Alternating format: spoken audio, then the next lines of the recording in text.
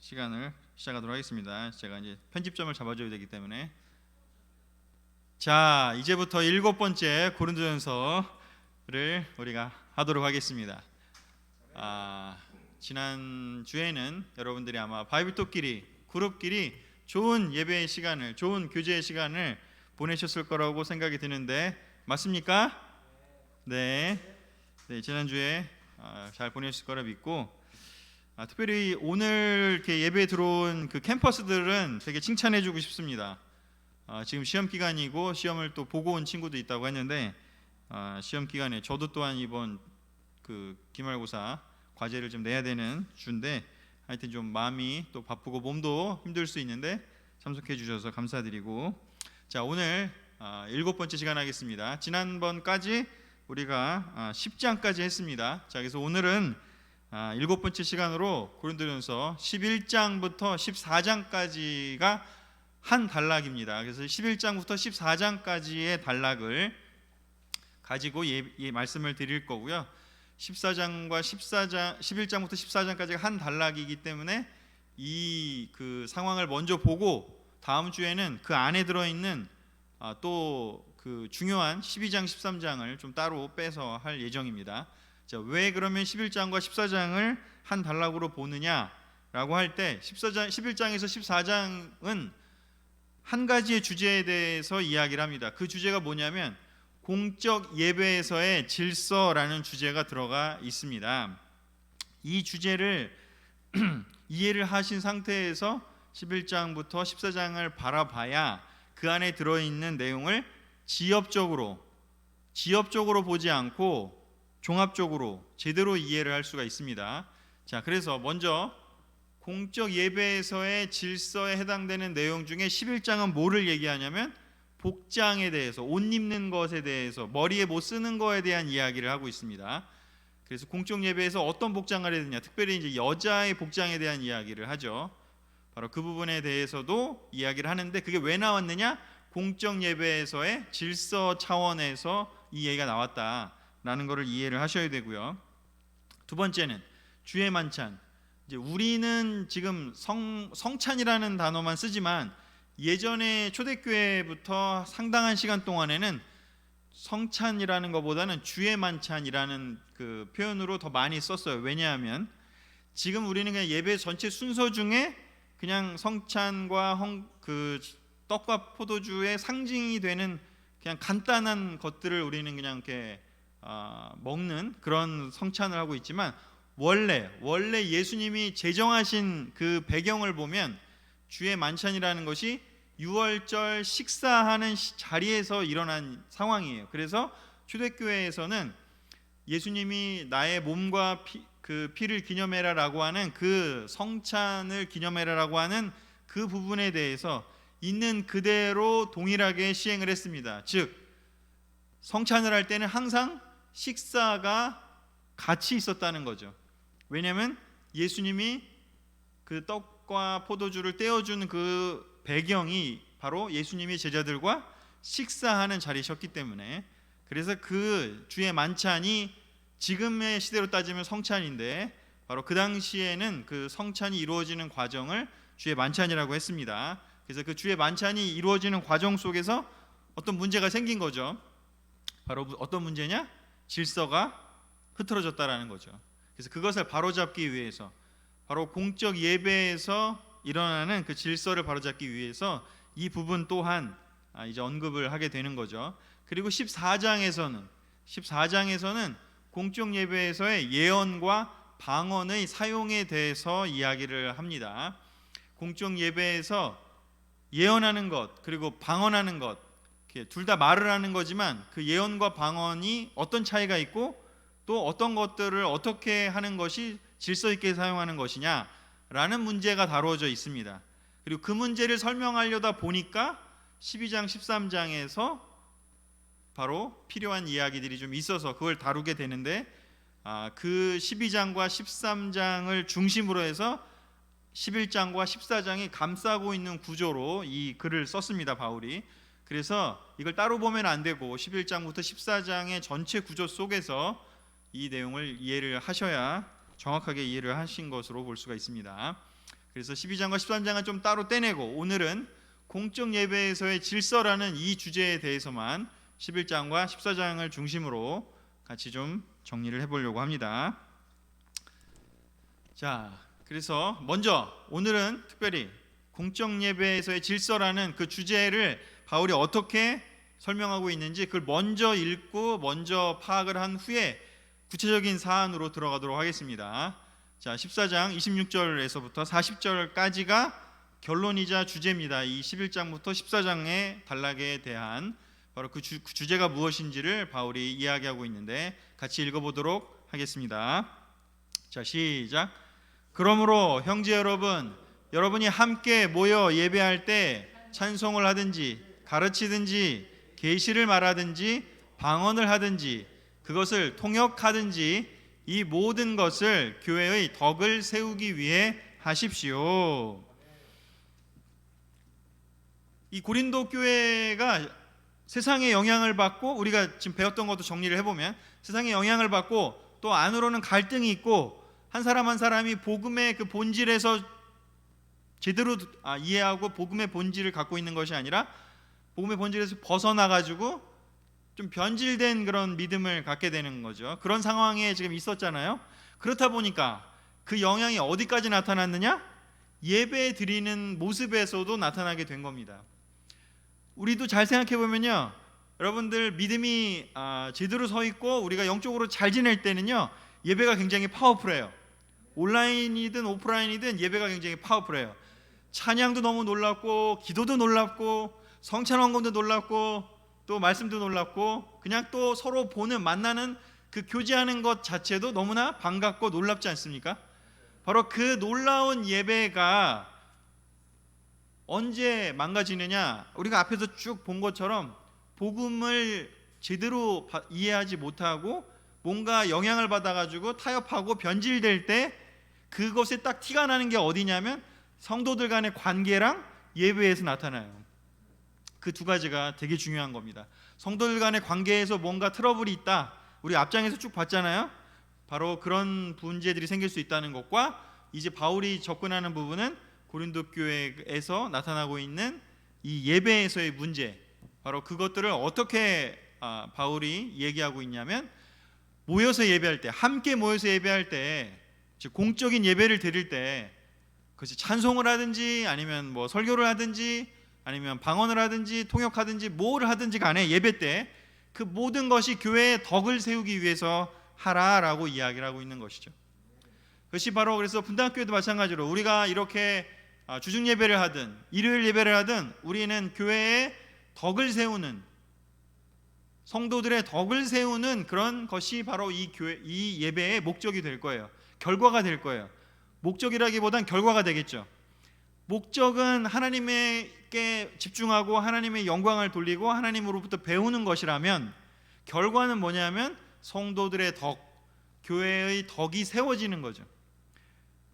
빌딩이라고 돼 있어요. 영어로는 우리는 덕을 세우다 이렇게 돼 있지만 그 영어로는 building the church, 교회를 세우는 것이라고 되어 있어요.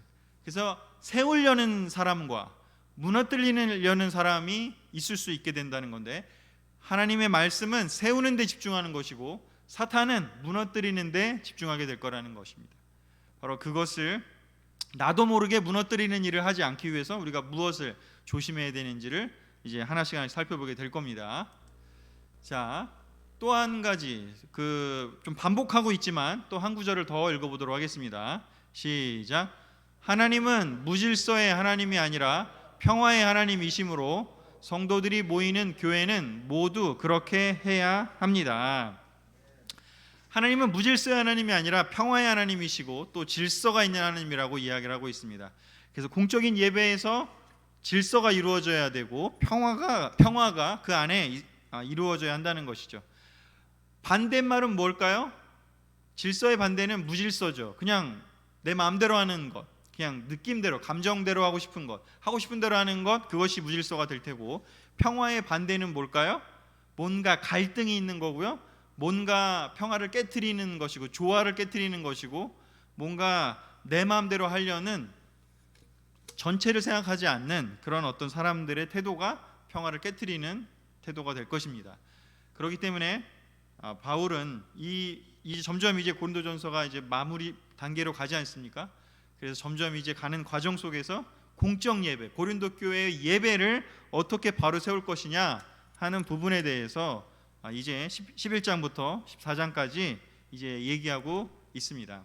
자, 이런 결론을 우리는 먼저 알고 있습니다. 이제 이 결론을 가진 상태에서 우리가 11장부터 다시 살펴보도록 할게요. 자, 첫 번째 11장에는 복장에 대해서 아까 제가 이야기한다고 말씀을 드렸죠. 또 주의 만찬에 대한 문제, 두 가지 문제를 얘기하는데, 첫 번째 예배에 참여하는 사람의 옷차림에 대해서 이야기를 하고 있습니다. 모든 것을 교회의 덕을 세우기 위해 하십시오라는 주제를 가지고 이해한 상태에서 이 단락을 바라보면 정확하게 이해할 수 있습니다. 자, 11장 16절을 같이 읽어보겠습니다. 시작. 비록 어떤 사람이 이 일에 대하여 문제를 삼는다 하여도 우리에게와 하나님의 교회에는 여자가 머리에 아무것도 쓰지 않고 기도하거나 말씀을 전하는 그런 관습이 없습니다. 제가 이게 길기 때문에 다 적어오진 않았습니다. 그런데 잘 보면, 여러분들이 읽어보시면, 또 읽어보셨으면 11장 앞절, 이 16절 앞절에 어떤 내용들이 있는지를 알 거예요. 그 내용을 그냥 제가 요약적으로 말씀을 드리면, 그러니까 자매들이 머리에 아무것도 안 쓰고 예배를 드리거나, 또는 5절에 보면요, 여자가 머리에 아무것도 쓰지 않고 기도하거나 말씀을 전하면 그녀의 머리인 제 남편을 욕되게 하는 것입니다. 아무것도 쓰지 않은 여자의 머리는 민 것이나 다름이 없기 때문입니다. 이렇게 얘기를 하고 있습니다. 자, 달리 말하면 여기에서는 결혼한 여자들이 머리에 무엇을 쓰고 두건을 쓰고 기도를 하거나 말씀을 전해 써야 된다라는 거죠. 자, 요 단락만 해도 잘 보면요, 여자들이 공적 예배에서 기도하거나 말씀을 전하는 게 불가능했을까요? 가능했을까요? 가능했다는 얘기죠. 바울이 지금 지적하고 싶은 건 뭐냐면, 그걸 하되, 자매들이 그걸 하되 머리에 두건을 쓰지 않고 하는 것이 문제였다라고 지적을 하는 겁니다. 자, 그러면 그것을 어떻게 이해를 해야 되느냐? 자, 제가 그림에도 갖고 왔지만, 지금 카톨릭에서는 자매들이 다 머리에 항상 저렇게 미사를 볼 때 저걸 뭐라고 하죠? 그 이름이 있던데, 하여튼 저 두건을 쓰고 그 예배를 봅니다. 제가 지금 이번 학기에 한국교회사라는 과목의 수업을 들었는데, 거기도 연구를 하다 보니까 우리나라도 초기 개신교 처음 1900년대 초 1800년대 말 이때만 해도 개신교도 보면은 자매들이 머리에 뭘 쓰고 예배를 보더라고요. 카톨릭뿐이 아니라 이 말씀을 그대로 지키려고 했던 거죠. 그러면 지금 분당교회는 자매들이 머리에 뭐 쓰고 예배를 보나요? 그리스도의 교회는 뭘 쓰고 예배를 보나요? 아니잖아요. 그럼 우리는 어떻게 돼요? 성경 말씀을 지금 위배하는 겁니까? 큰일 났네요. 그냥 이렇게 볼 수 없는 것이 바로 제가 빨간색으로 쳐온 것입니다. 그런 관습이 없습니다, 이렇게 얘기하고, 바울은 이것은 예수님의 명령이라고 얘기하는 것이 아니라 이것은 그런 관습이다라고 이야기를 하고 있습니다. 자, 여기 이걸 잘 이해를 해야 되는 거죠. 만약에 이것이 반드시 필요한 어떠한 행위였다면 고린도서에 뿐만 아니라 로마서에도 나와야 되고요, 에베소에도 나와야 되고, 최소한 두세 곳의 교회에 보내는 편지 이상의, 또는 사도행전에 나왔어야 되는데 그렇지는 않습니다. 자, 그렇기 때문에 이것은 고린도 지역에 있었던 좀 특별한 관습이었음을 우리가 이해를 해야 됩니다. 자, 어떤 관습인가를 설명을 좀 드리면, 학자들이 그 당시에 사회를 연구한 기독교 문서뿐만 아니라 다른 여러 가지 문서들을 연구했을 때, 일반 사회와 문화를 연구했을 때, 당시 로마 사회에서 결혼한 여자가 공공장소에서 자신의 품위를 나타내기 위해서는 반드시 두건을 써야만 했다라고 합니다. 교회만이 아니라 일반 사회에서도 마찬가지라는 거죠. 만일 결혼한 여자가 공공장소에서 머리에 두건을 쓰지 않고 돌아다니게 되면 어떤 의미가 되느냐? 남자들과 관계를 맺을 의사가 있다고 표시하는 것이라고 그 당시에 여러 문서들에는 그 기록이 남아 있다라고 합니다. 자, 그렇기 때문에 이 고린도 전서에만, 고린도 교회 보낸 편지에만 이 내용이 들어가 있는 거죠. 로마서는 아직 바울이 로마에 가지도 않았고, 그 다음에 자기의 믿는 것이 무엇인지를 로마 교회에 설명하기 위한 것이었기 때문에 드러나진 않았지만, 바로 로마의 문화가 가장 강력했던 두 곳, 로마서와 로마 교회와 고린도 교회는 바로 이 부분이, 이 문화가, 이 관습이 해당이 되었다라는 것입니다. 자, 아무리 예수님께서 하나님의 말씀을 온전하게 완성하셨고 또 모든 그런 율법적인 것들을 다 폐하셨다 하더라도 바울이 지금 얘기하고 있는 건 무엇이냐면, 사회에서 다른 사람들이 그렇게 바라볼 수 있는 것이 있다면 그것을 존중하는 것이 바로 바울이 가지고 있는 태도였습니다. 그렇기 때문에 바로 이 고린도서에서는 교회에서 여자들이 머리에 아무것도 쓰지 않게 되면 다른 사람들이 보기에 이 교회 안에는 성적으로 부도덕한 여자들이 가는 곳이구나 라는 잘못된 판단을, 잘못된 인식을 줄 수 있기 때문에 이렇게 하라라고 이야기를 한 것이고요. 반대로 생각해 보면 이렇게 하지 않은 사람들이, 그런 자매님들이 나는 자유다 라고 생각해서 그냥 자기 마음대로 질서와 평화를 생각하기보다는 내가 하고 싶은 거, 나는 성경에 가르친 대로 알고 있으니까 이렇게 할 거야, 그렇게 그냥 내 뜻만 생각해서 하는 사람들이 일부가 있었기 때문에 바울은 이 부분에서 이제 코렉션, 이제 잘못된 것을 좀 바로잡아 주려고 하고 있는 것이죠. 우리가 앞에서 봤다시피, 지지난주에 우리 봤다시피 고린도전서 10장 23절, 바울이 참 고린도서에서 많이 말하고 있는 바로 그 이야기죠. 무엇이든 할 수 있는 자유가 있다고 해서 그것이 다 유익한 것이 아니며 또 그것이 다 덕을 세우는 것이 아닙니다. 누구든지 자기 유익을 생각하지 말고 남의 유익을 생각해야 합니다. 남의 유익도 생각해야 합니다. 질서와 평화를 기억해라 라고 이야기를 하는 것이죠.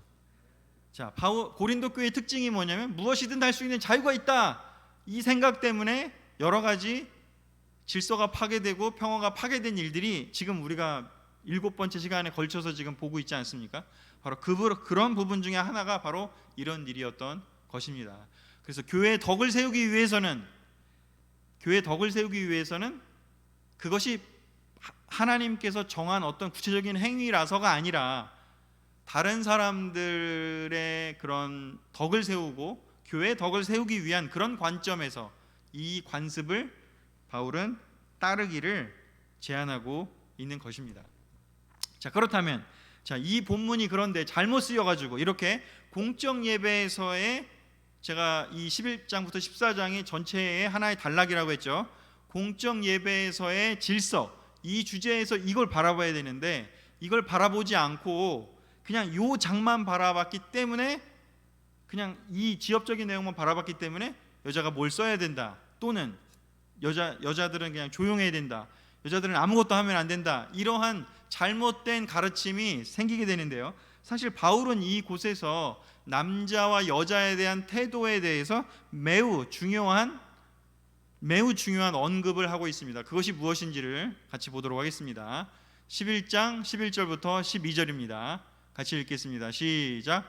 그러나 주님 안에서는 남자 없이 여자가 있을 수 없고 여자 없이 남자도 있을 수 없습니다. 그것은 여자가 남자에게서 창조된 것과 같이 남자도 여자를 통하여 태어났기 때문입니다. 그리고 모든 것은 하나님에게서 왔습니다. 아멘. 바울은 그 당시에는 상상도 할 수 없는 이야기를 하고 있습니다. 그 당시에는 제가 지난 시간에도 한번 이야기를 드렸는데, 여자는 남자를 위해서 태어난 존재다라는 게 일반적인 사회의 통념이었어요. 여자는 그냥 남자를 그냥 서포트하는 존재고 그냥 조금 덜 중요한 일을 하는 사람이다, 이런 생각을 하는 시대였습니다. 우리도 100년 전만 해도 그런 문화가 있었죠. 유교 문화권에서부터 상당히 오랜 시간 동안. 그런데 바울은 뭐라고 얘기하는지, 주님 안에서는 남자 없이 여자가 있을 수 없고 여자 없이 남자도 있을 수 없다. 그렇지 않습니까? 어머니 없이 태어나는 남자가 있나요? 난 남자에게 태어났다 이럴 수 있는 사람이 있어요? 난 그냥 태어났다. 그러면 이제 이게 병원에 가야죠. 자, 그것처럼 또 여자아이가 태어나는 것도 엄마만 갖고는 안 되는 거잖아요. 아빠가 또 있어야 되는 거죠. 반드시. 그래서 남자와 여자는 동일한 그런 존재이고 또 서로가 서로를 필요로 하는 존재다라고 하는, 그 당시에는, 지금은 너무 당연하지만 굉장히 혁명적인 이야기를 이 안에 넣어놓고 있는 겁니다. 여자가 남자에게 창조된 것과 같이 남자도 여자를 통해 태어났기 때문입니다 라고 이야기를 하면서 서로가 서로를 필요하는 존재다. 단지 앞뒤로 좀 얘기하는 건 뭐냐면 다른 역할이 있다라는 거는 이야기를 하는 거죠. 자, 하나님도 삼위 하나님이라고 우리가 성경에 표현되어 있지 않습니까? 하나님 아버지가 있고 예수 그리스도, 성자이신 예수 그리스도가 있고 성령이신 바로 성령 하나님이, 이렇게 우리가 이야기를 하지만 세 분이 동등하게 다 하나님이시고 다 놀라우신 분이시지만 서로 역할이 다르잖아요. 그런 것처럼 남자와 여자가 평등하고 남자와 여자가 다 동일한 가치가 있지만, 그렇지만 하는 일에 있어서는 차이가 있을 수도 있는 거죠. 역할에 있어서는 차이가 있을 수도 있는 거죠. 그런 관점에서 바울은 이 내용을 설명하고 있습니다. 오해하지 말라고요. 자매님들이 머리에 뭘 쓰는 걸 설명할 때 오해하지 말라고. 이게 여자들을 차별하기 위해서 내가 이걸 하라는 게 아니라, 세상은 그런 차별 때문에 머리에 뭘 쓰라고 하지만, 그러나 내가 이 이야기를 하는 것은 그런 논리로 얘기하는 게 아니라 교회 공동체를 세우는 것, 덕을 세우는 관점에서 이 이야기를 하는 것이다 라는 것을 이야기하기 위해서 이야기하고 있습니다. 남자와 여자 모두 성경은 창세기에서부터 어떻게 얘기하고 있죠? 모두 똑같이 하나님의 형상을 닮은 고귀한 존재라고 창세기 1장은 이야기하고 있습니다. 창세기 1장은 남자와 여자가 모두 하나님의 형상을 닮은 존재로 만들어졌다, 창조되었다, 이렇게 이야기를 합니다. 남자만 하나님의 형상을 닮아 있고 여자는 짐승의 모습을 닮았다, 이렇게 얘기하지 않습니다. 그러나 세상은 그렇게 이야기를 했었던 것이죠.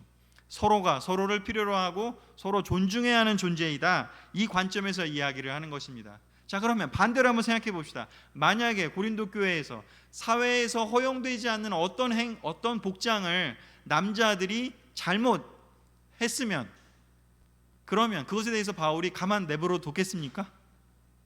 지적을 안 했겠습니까? 남자는 지적 안 하고 여자만 한 걸까요? 절대 그렇게 볼 수 없다라는 것입니다. 남자도 만약에 복장에서 어떤 문제가 있었다면 바울이 지적을 했을 거예요. 그렇기 때문에 이런 본문을 볼 때 이것이 여자들을 뭔가 열등하게 보는 그런 관점으로 절대 보면 안 됩니다. 자, 그래서 이 부분을 좀 먼저 짚어주고요. 그 다음에 두 번째로 넘어가겠습니다. 예배에 참여할 때 주의 만찬에 대하여. 자, 11장 33절부터 34절입니다. 시작. 형제 여러분, 그러므로 여러분은 성찬을 위해 모일 때 서로 기다리십시오.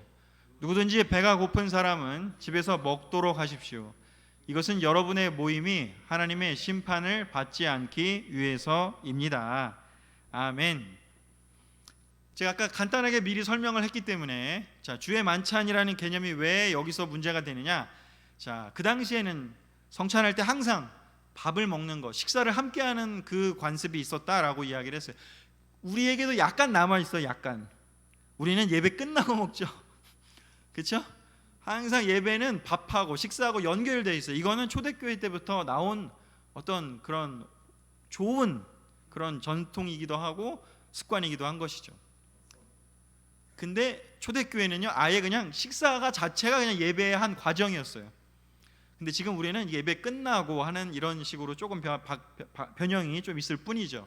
자, 근데 왜 이런 이야기를 할까를 보면, 여기 지금 제가 결론 부분만 적어왔는데 그 앞에 제가 그냥 그 구절 불러드려서 함께 보도록 하겠습니다. 자, 20절부터 21절을 그냥 같이 읽어볼게요. 22절까지. 여러분들도 집에 계신 분들도 우리 성경책 그냥 펴보시면 좋을 것 같습니다. 11장 20절입니다. 그러므로 여러분이 함께 모여서 먹는 그것은 진정한 성찬이라고 할 수 없습니다. 여러분이 가져온 음식을 나눠 먹지 않고 각자 자기 것을 먼저 먹어버림으로 어떤 사람은 배가 고프고 어떤 사람은 취하기 때문입니다. 여러분에게 먹고 마실 집이 없습니까? 어째서 여러분은 하나님의 교회를 업신 여기고 가난한 사람들을 부끄럽게 합니까? 내가 여러분에게 무슨 말을 하겠습니까? 여러분을 칭찬하리라고 생각하십니까? 아닙니다. 나로서는 여러분을 칭찬할 수가 없습니다. 자, 왜 이런 그 예배에 참여할 때 주의 만찬에 대해서 바울이 구체적으로 디렉션을 줬는가? 특별히 어떤 디렉션인가? 성찬을 위해 모일 때 서로 기다리라 라는 이 디렉션을 줘야만 하는 상황이 있었다라는 겁니다. 지금 읽은 구절을 잘 보면 어떤 일이 벌어졌는지를 생각해 볼 수 있습니다. 성찬을 위해서 음식을 가져왔던 것 같아요. 사람들이 그 호스트한 집에서도 음식을 준비했지만 각자 또 음식을 이렇게 만들어서 갖고 왔던 것 같아요. 우리도 이렇게 바비톤 모임 같은 거 할 때 그렇게 하는 경우들 많잖아요. 각자 이렇게 음식 하나씩 준비해 갖고 와서 먹는 것처럼. 자, 근데 어떤 일이 벌어졌냐면 음식을 가지고 온 다음에 기다리지 않고 그냥 자기끼리 친한 사람끼리 먼저 모여가지고 다 모여서 예배가 시작되지도 않았는데 그냥 그 맛있게 해놓은 거를 자기 친한 사람끼리 다 먹어버린 거예요. 그리고 이렇게 좀 시간이 지나서 온 사람들은 아무것도 못 먹게 되거나 그 이제 음식이 없어져 버리는 그런 일들이 벌어졌던 거죠. 자, 이런 일이 왜 벌어졌을까를 생각해 보면 초대교회 당시에는 그 주의 만찬이 이런 교회에서가 아니라 그 당시 예배는 다 가정교회 예배였기 때문에 이러한 그 집, 저게 이름이 있었는데 하여튼 그 집이 저런 구조였다고 해요. 넓은 집을 소유한 가정에서 주로 시행이 되었습니다. 11장 21절에 보면 알 수가 있는 지금 이런 것처럼요.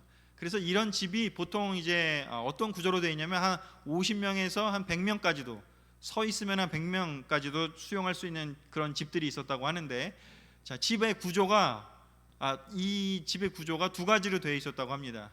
먼저 이제 그 넓고 편안한 트리클리니움이라는 곳이 있었대요. 거기에는 좀 전에 제가 보여드렸던 것처럼 이렇게 가운데 식탁이 있고 이렇게 기댈 수 있는 그런 곳이 있어가지고 여기에는 서서 먹는 것이 아니라 주로 이렇게 그냥 기대서, 그 당시의 스타일이 기대서 먹는 게 멋있다라고 생각되는 시대였대요. 그래서 이렇게 할 수 있어서 한 10명 내외만 들어갈 수 있는 좀 좋은 곳이죠. 말하자면 좋은 방이 있었고, 그 다음에 많은 사람을 수용 가능한 아트리움이라는 이 단어는 사실은 요즘도 많이 쓰여요. 뭐 아뜰리에, 아트리움 뭐 이런 단어로 해서 요즘도. 그래서 이 단어, 여기에는 기댈 수 있는 게 없고 그냥 다 서서 먹을 수 있었기 때문에 여기는 한 30-40명 들어갈 수 있는, 그래서 약간 이렇게 분리가 되는, 그런 공간적으로 분리가 될 수밖에 없는 그런 구조였다고 합니다. 그래서 잘 보면 왜 이런 일이 생겼느냐. 자, 일이 빨리 끝나가지고 좋은 음식을 가지고 와서 먹을 수 있는 사람이 누구였을까요? 사회적으로 봤을 때 지위가 높은 사람들이었을 가능성이 크다고 봅니다. 그리고 늦게 와서 아무것도 준비해 오지 못하고 이렇게 허겁지겁 오는 사람들은 누굴까요?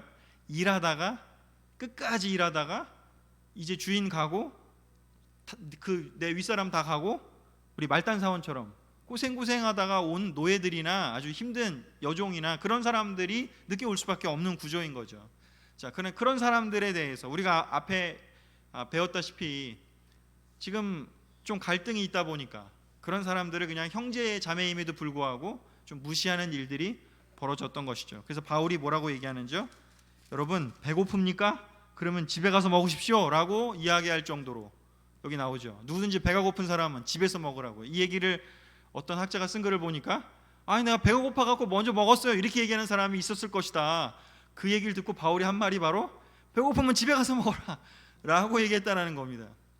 여러분의 모임이 정말 하나님의 모임, 예수님의 형제자매의 그 모임이 되려면 그 좀 기다리고 모두를 배려할 줄 아는, 아까 얘기했죠? 질서의 하나님, 평화의 하나님, 상호 존중하는 그 원칙, 서로를 배려하고, 우리가 이제 다음 시간에 더 자세히 보겠지만 12장 13장에 얘기하는 것처럼 우리가 하나의 그리스도의 공동체다, 한 몸이다라고 하는 올바른 복음의 그 깨달음, 복음의 그 가르침을 제대로 삶에서 지켜낼 수 있어야 한다는 것입니다.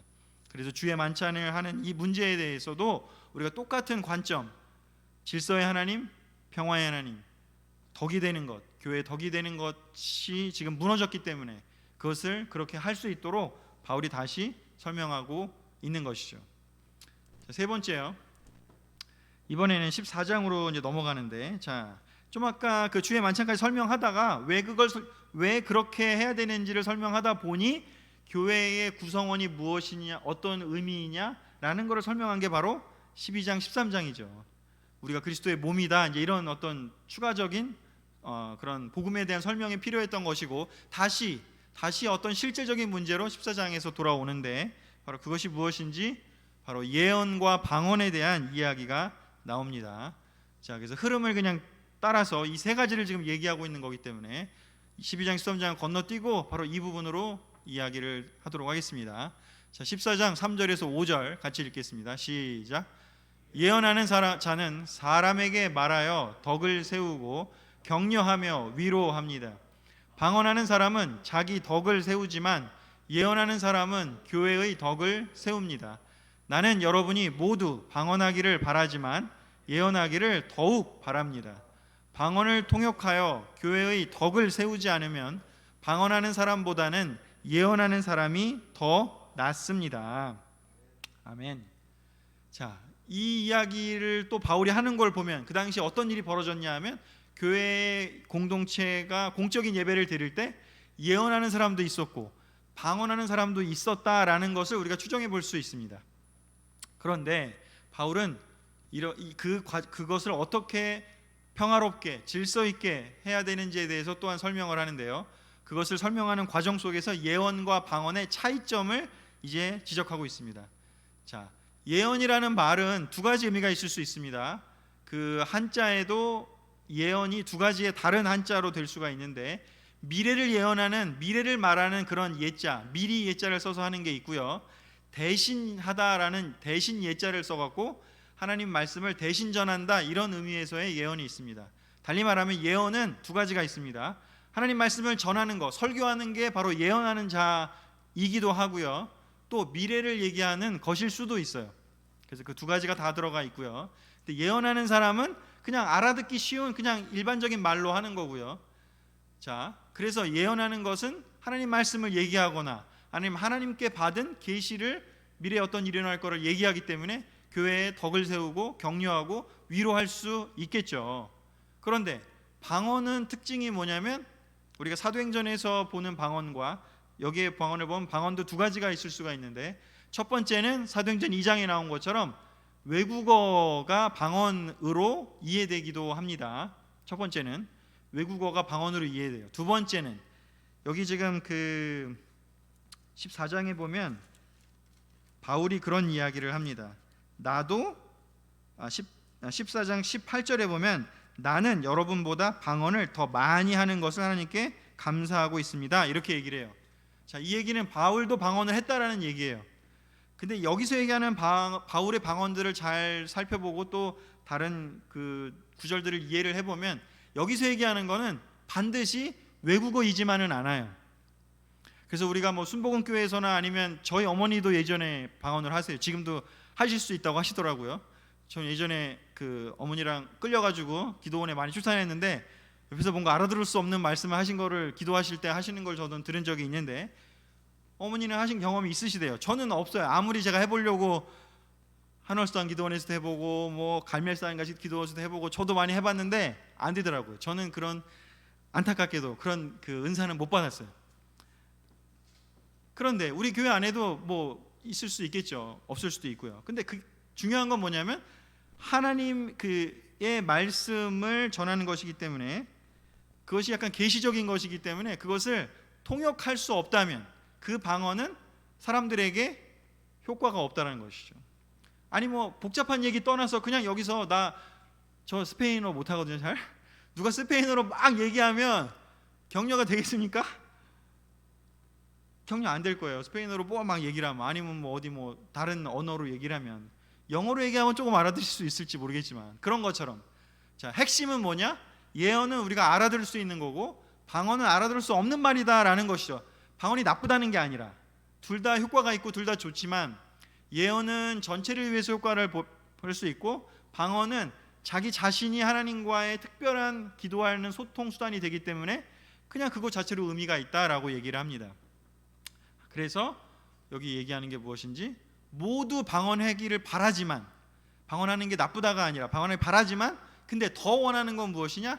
예언하기를 원한다. 왜냐하면 방언을 통역할 때 방언은 교회의 덕을 세울 수 있지만, 그러나 예언하는 것은 그냥 알아들 수 있는 말로 하기 때문에 항상 교회의 덕을 세울 수 있다. 이 관점에서 바울은 이야기하고 있는 것이죠.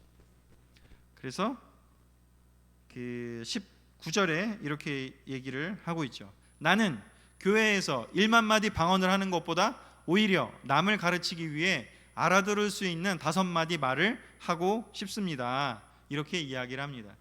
자, 바울의 이런 얘기를 하게 된 배경이 뭘까를 다시 생각해 보면, 고린도 교회에서 열심히 예수님의 제자가 되었고 처음에 믿고 막 기도를 했는데 어느 날 방언이 터진 거죠. 방언이 나온 거예요. 그랬더니 너무 신기하고 너무 좋았을 거 아니에요. 저도 경험해보고 싶지만 못했지만 얼마나 좋았겠어요, 그 체험을 하면. 근데 그 체험을 하고서 그것이 교회의 덕을 세우는 관점이 없이 내가 체험한 걸 너무 자랑하고 싶은 거예요. 보여주고 싶은 거고. 그런 관점에서 생각하다가 보니까 이게 그냥 사람들이 무질서하게 공적 예배에서 이제 우리 기도합시다라고 했더니 여기저기서 막 방언으로 막 기도해. 그리고 이 사람이 하니까 이 사람도 하고 막 서로 막 경쟁하듯이 해. 그건 결코 공적 예배에서 그리고 교회 공동체에서 벌어지면 되지 않을 모습이라는 것을 바울은 이야기하는 것입니다. 자, 그래서 우리 교회는 사실 방언을 그렇게 중요하게 생각하지 않기 때문에, 특별히 또 방언을 물론 하실 수 있는 분이 계시면 절대 뭐 제지하거나 뭐 문제다라고 얘기하지 않습니다. 그러나 우리 교회 역시 또 바울의 그런 가르침을 따라, 그 정신을 따라서 정말 중요한 것은 무엇인지 알아들을 수 있는 말을 우리는 집중해서 더 하기를 원하는 것입니다. 여러분들 모두 다 알아들을 수 있는 말을 하기를 원하지, 못 알아듣는 얘기를 누가 자꾸 하면 짜증나지 않겠습니까? 그래서 저도 다시 한번 말씀드리는 거, 제가 혹시나 못 알아듣겠는 어떤 이야기를 하면 언제든지 얘기해 주십시오. 못 알아듣는 무슨 학문적인 얘기를 너무 많이 하는 것 같다, 뭐 그렇다, 힘들다, 설교가 힘들다, 언제든지 얘기해 주십시오. 저도 알아들 수 있는 5마디의 말로 더 설교하기 위해서 노력할 겁니다. 최선을 다할 겁니다. 왜냐? 그게 교회의 덕을 세우는 일이기 때문인 것이죠. 자, 14장 27절 28절 그리고 39절 40절을 그냥 한번 쭉 다 같이 읽어보도록 하겠습니다. 시작. 만일 누가 방언을 하려면 2사람이나 많아야 3사람이 차례대로 하고 한 사람은 그것을 통역하십시오. 통역하는 사람이 없으면 교회에서는 조용히 하고 자기 자신과 하나님께만 말하십시오. 그러므로 형제 여러분, 여러분은 예언하는 것을 사모하더라도 방언하는 것을 막지 마십시오. 다만 이 모든 것을 적당하고 질서 있게 하십시오. 아멘. 공적 예배에서 우리가 지금 우리에게 적용한다면, 우리 전체가 모이는 이 분당교회 전체가 모이는 예배가 됐든 아니면 바이블톡에서의 예배가 됐든 상관이 없습니다. 공적인 예배잖아요, 그것도. 그래서 어떠한 수준의 어떠한 규모의 예배가 되더라도 그것이 하나님께 드려지는 공동체적인 공적 예배라면 어떻게 해야 되는지요?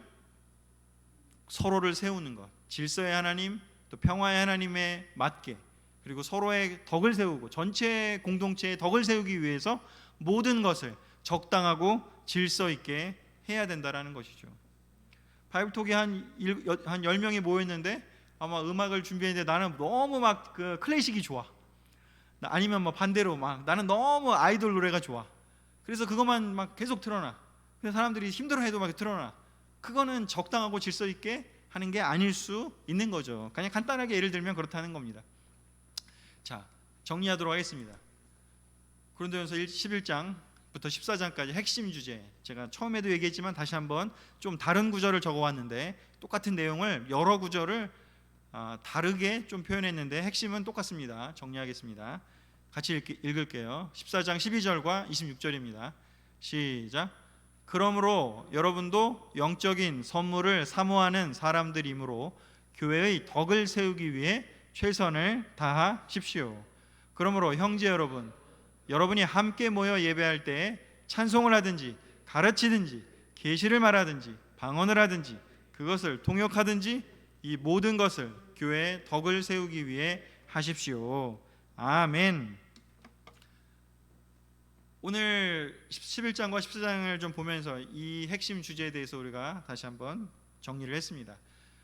우리가 예배를 드릴 때 그냥 예배를 그냥 나 혼자 잘 드린다 이 개념이 아니라 항상 공동체, 전체를 생각하고 전체의 덕을 세우는 것, 그것이 전체 분당교회가 됐든 아니면 캠퍼스 내부의 그룹이 됐든 아니면 여러분들이 속한 그 바이블톡이 됐든 어떤 그룹이 됐든지 간에 바울이 추천하는 이 태도를 갖기 위해서 우리 모두는 노력할 필요가 있습니다. 그리고 이것이 되어져야 교회 공동체가 아름답게 하나님의 영광을 드러내고 다른 사람이 볼 때도 나도 저기 들어가고 싶다, 그런 공동체가 되지 않겠습니까?